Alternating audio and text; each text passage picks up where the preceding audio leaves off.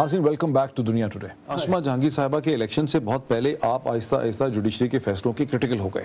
Criticise تو آپ کرتے رہے ہمارے پروگرامز میں اور جگہوں پہ, اور جبکہ یہ لوگ سپورٹ کرتے رہے.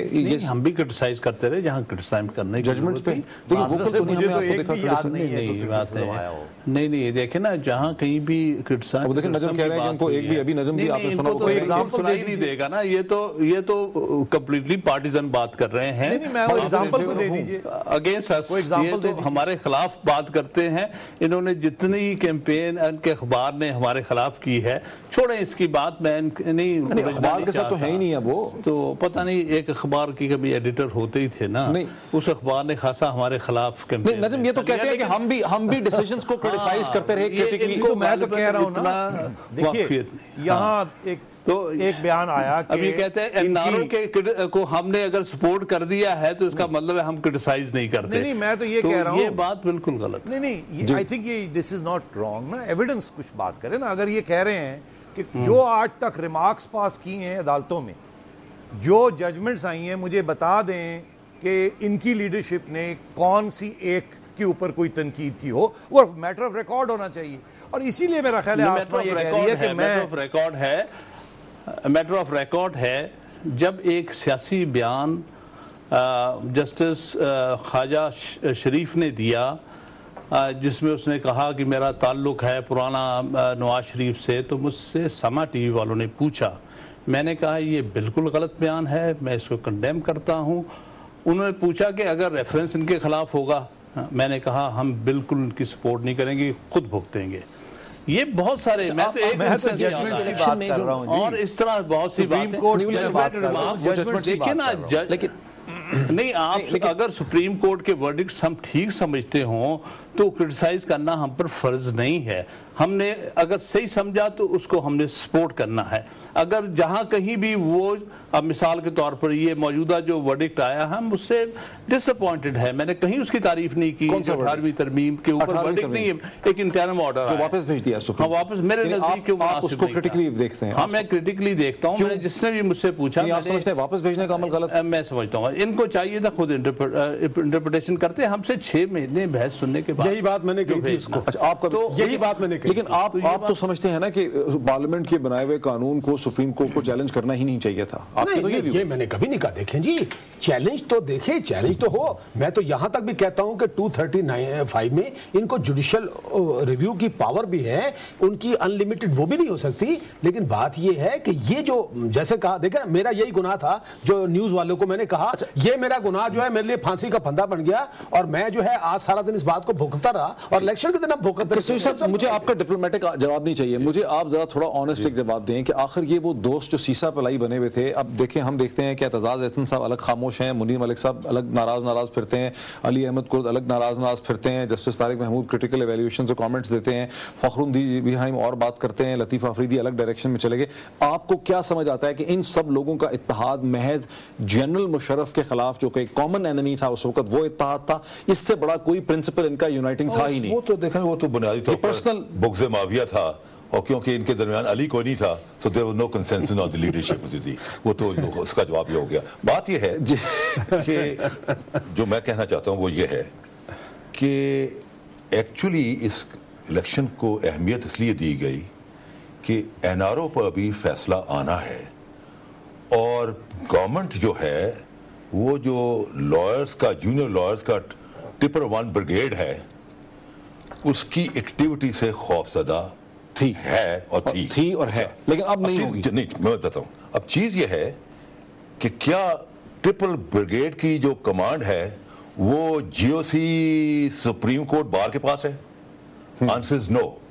کیونکہ اس تمام جلسے جلوسوں میں سپریم کورٹ کے لائرز میں سوائے حامد خان اور یہ باقی جو تھے, اس کے علاوہ کوئی جو سپریم کورٹ کا جو سوبر ایلیمنٹ تھا کسی جلسے جلوس میں نہیں تھا. دی ریئل اسٹرینتھ جو بروٹ فورس تھی وہ جونیئر لائر کی تھی.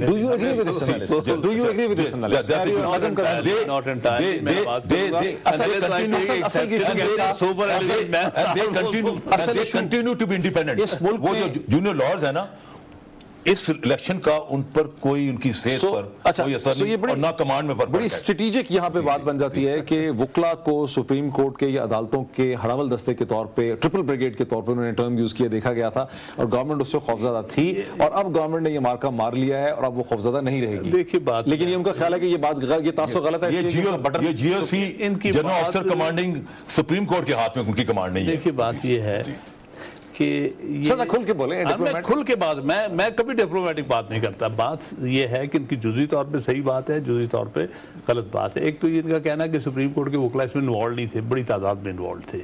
ٹھیک ہے, یہ خود نہیں تھے, یہ ہمارے خلاف تھے. لیکن جہاں تک ینگ لائرز کا تعلق ہے, وہ اصل جس کو وہ نام سے نہیں پکارا جا سکتا بلکہ ہم یہ کہتے ہیں وکیلوں کی ایک صحیح معنی میں ایک نمائندہ ایک جماعت ہے ینگ لائرز جو ہمارے ساتھ پوری طرح سے اس تحریک میں شامل تھی, آج بھی شامل ہے. آج بھی جو کوئی وقت آئے گا تو وہی کھڑے ہوں گے اور حکومتوں کو ان سے خائف رہنا چاہیے کیونکہ ان کا جو جوش و جذبہ ہے وہ صحیح معنی میں ابھی تک موجود ہے اپنی جگہ. اس کو صرف ایک چینلائز کرنے کا لیڈرشپ کا کام ہوتا ہے. ہمارا کوئی کمال نہیں تھا, ہمارا صرف یہ تھا کہ ہم اس وقت چینلائز کر گئے. منیر ملک صدر تھے, اس نے بڑی عقل مندی کے ساتھ اور بڑی سمجھداری کے ساتھ ان معاملات کو چینلائز کیا. اب بات یہ ہے کہ مکمل صورتحال کیا ہے؟ ہاں بتائیے صورتحال کیا ہے. دیکھیے صورتحال یہ ہوتی ہے کہ نہ سپریم کورٹ بار کی صدارت کچھ کر سکتی ہے نہ کوئی اور کچھ کر سکتا ہے. ایک جذبات